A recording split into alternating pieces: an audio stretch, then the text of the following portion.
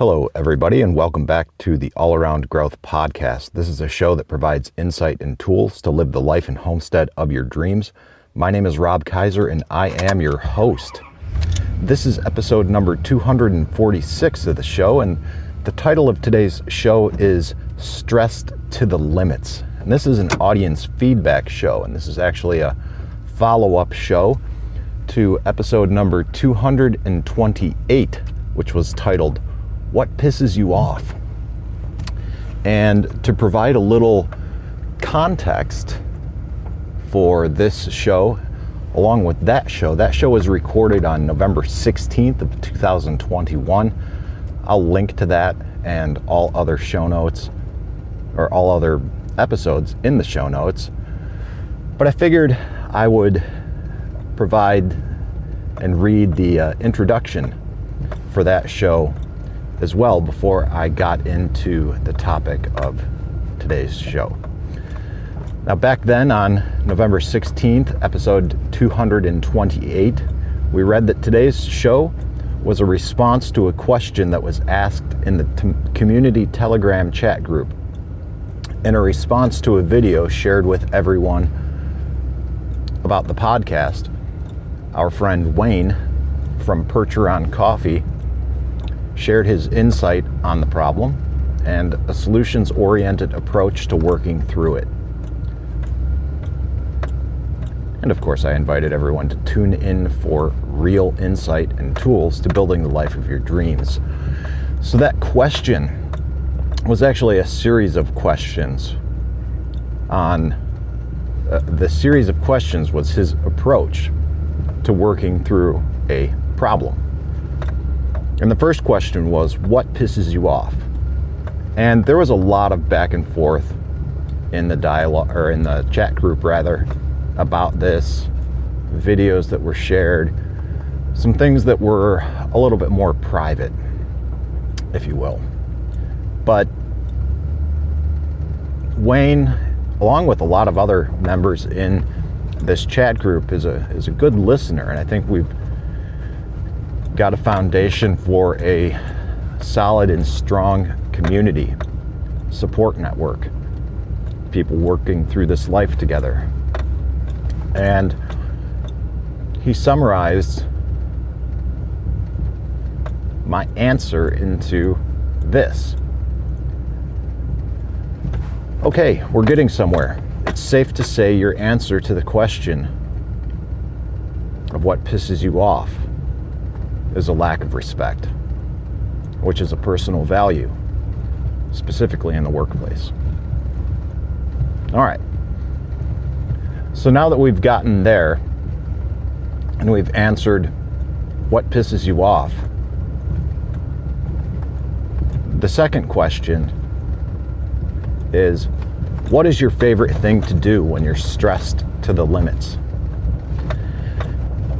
And before I get into my own question, or my own answer to the question, I wanted to share a little bit of the process and the actual dialogue with you. So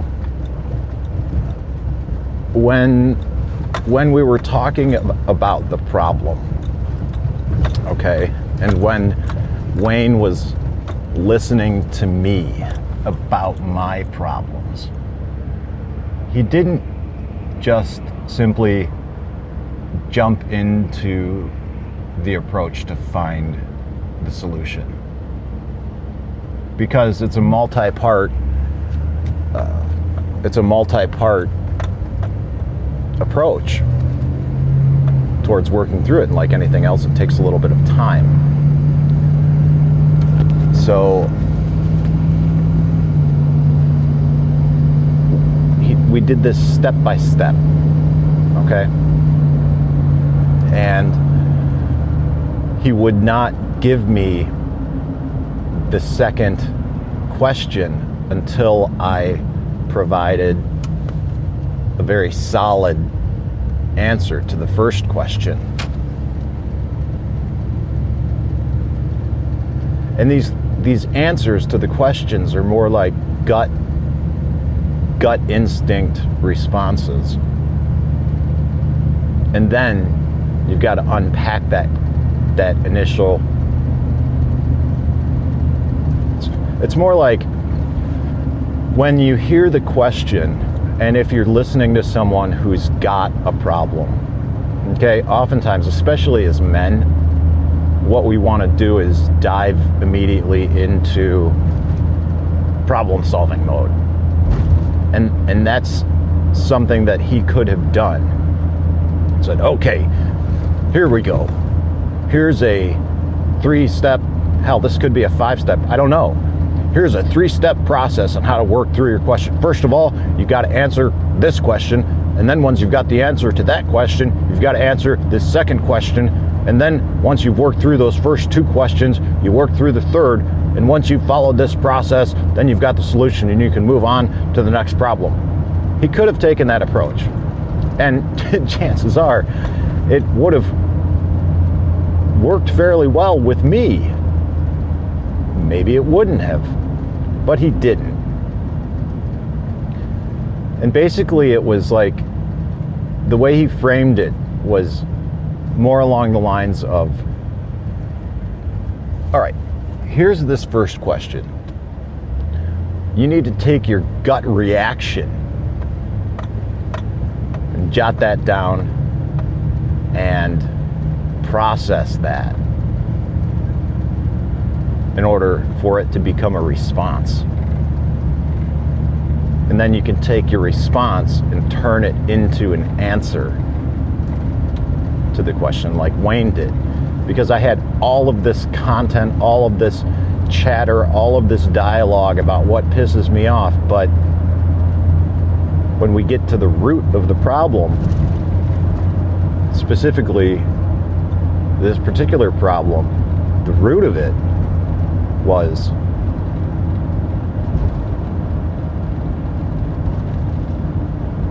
a lack of respect.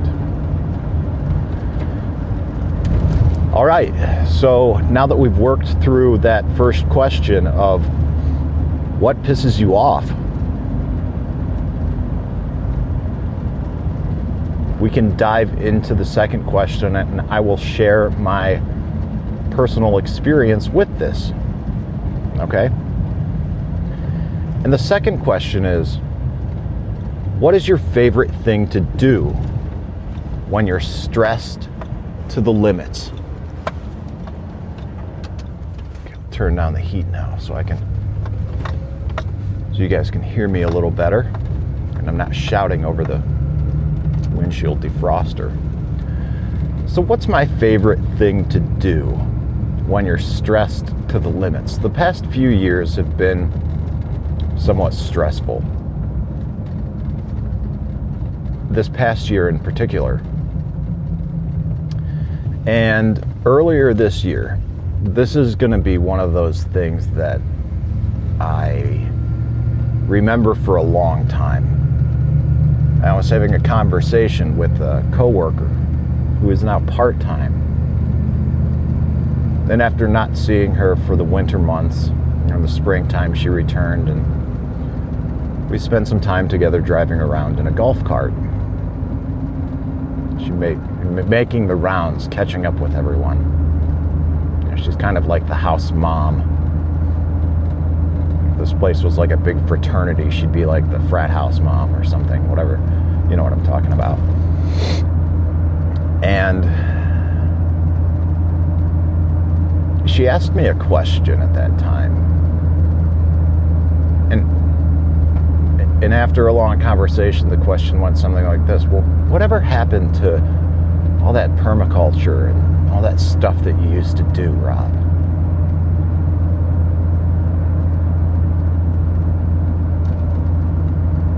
And I did exactly that, and I paused, and I said, I don't know, Tammy. I don't know. She said, that's a shame. You were so passionate about it. And I very much was during the years 2014, 2015. Very passionate about it. Started a meetup group, hosting a lot of activities, participating in local activities hosted by other people. But by the time summer of 2016 rolled around, I realized that I was living a lie. I wasn't living a life that was true to my own values, and I was chasing other people's dreams for the wrong reasons.